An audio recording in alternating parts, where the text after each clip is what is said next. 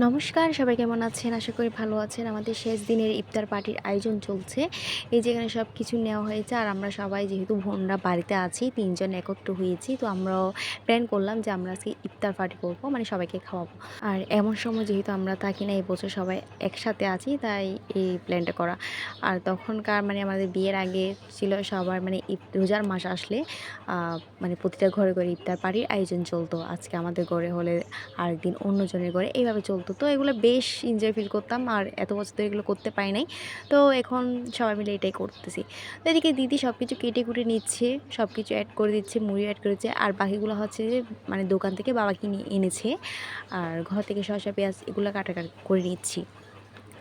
তো এই নিয়ে আমরা বড় একটা গামলার মধ্যে মেখে নিচ্ছি সবগুলো। তো নিয়ে আর আমাদের বাড়ির সবাইকে নিয়ে মানে আয়োজনটা করতেছি, মানে খাচ্ছি।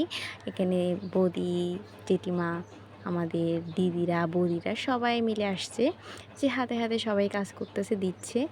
এই যে অনেকজনকে ভিডিওতে নিলাম, আবার অনেকজনকে নিতে পারলাম না। যাই হোক, তো এই ছিল, সাথে আবার কোক ছিল। তো এই পর্যন্ত আমাদের ছোট্ট ব্লগ। সবাই ভালো থাকবেন। আর এই যে আমরা ভোন্ডা আন্ধারের মধ্যে লাস্টে খাচ্ছি।